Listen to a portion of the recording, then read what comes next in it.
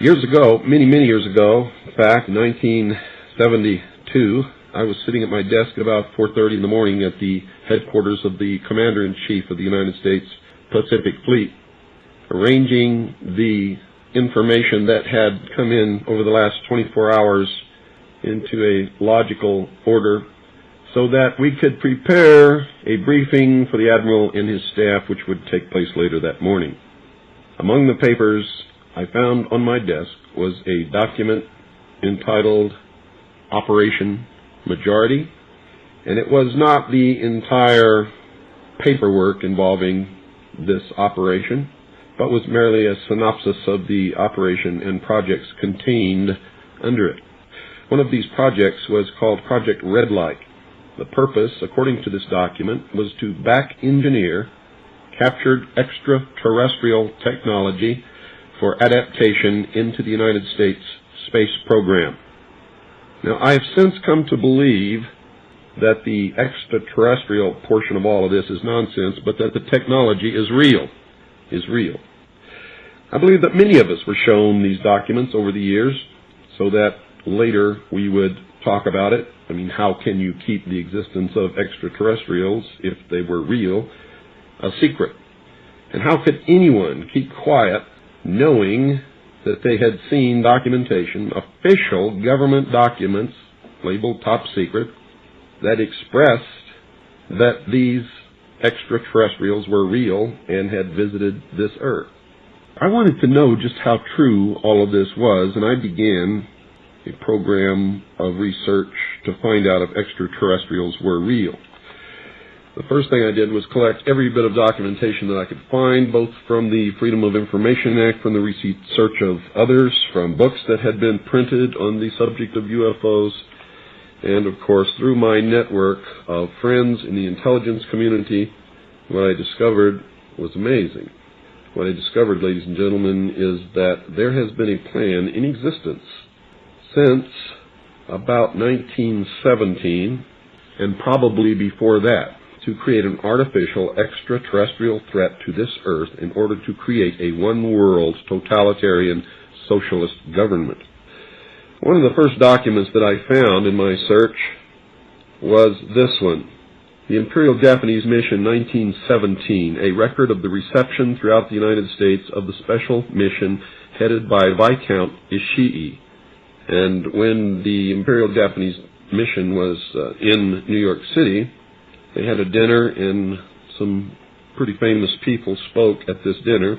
One of them was John Dewey. John Dewey is the father of our failing, disastrous public education system. Here's what he said. Listen very carefully.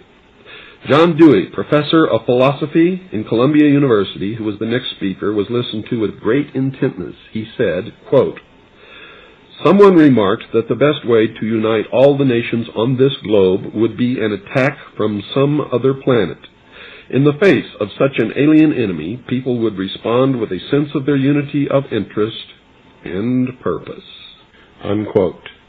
Now, bear in mind, folks, that's 1917. One of the next documents that I found, and I found quite a few, but one that's pretty important, is called a report from Iron Mountain, the probability and desirability of permanent peace. Now, I encourage you to find this book, wherever you can find it. I don't know where you can get it, but find it. Page 66. Credibility, in fact, lies at the heart of the problem of developing a political substitute for war. This is where the space race proposals, in many ways so well suited as economic substitutes for war, fall short. The most ambitious and unrealistic space project cannot of itself generate a believable external menace.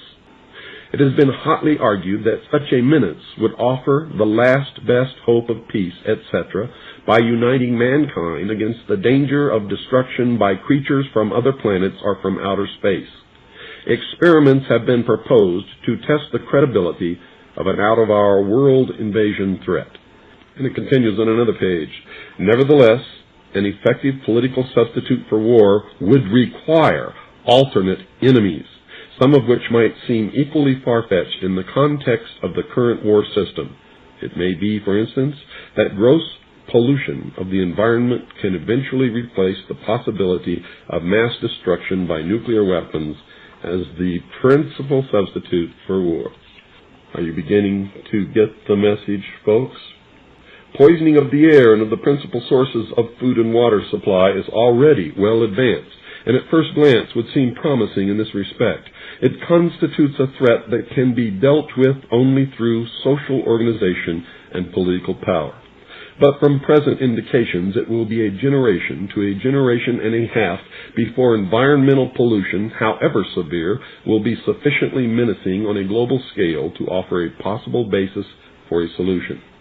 However unlikely some of the possible alternate enemies we have mentioned may seem, we must emphasize that one must be found of credible quality and magnitude if a transition to peace is ever to come about without social disintegration. It is more probable, in our judgment, that such a threat will have to be invented rather than developed from unknown conditions. Ladies and gentlemen, they have created so many alternate enemies in order to bring about their one-world totalitarian socialist state that we don't know which enemy to believe is real or is false, or whether to just toss them all out on their ears. And I think that that is probably going to be the best solution. Disarmament is no accident. All of these bills in Congress to take away our weapons is no accident. The intentional environmental pollution of our lakes, rivers, streams, oceans, forests, everything is no accident, as you just heard. These things were planned many, many years ago. All the bombardment of the public with movies about flying saucers in the 50s, right after the United Nations Treaty was signed and the UN Participation Act was pushed through Congress, and all of the incidents since that have convinced the majority of the American people that flying saucers are real and extraterrestrials exist, and that flying saucers are from an extraterrestrial origin.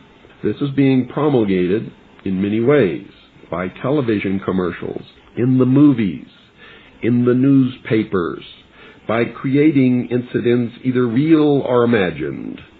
I believe, because of my research, and because of the extensive documentation that I've found and that is in my book, that this whole scenario has been created to give us an artificial alien threat from outer space.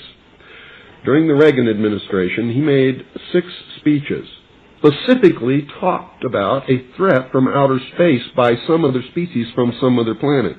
6, ladies and gentlemen. Why would the president repeat the same thing 6 times, tagged on to the ends of speeches by him? The speechwriters did not put that in the speech. Ronald Reagan added it himself.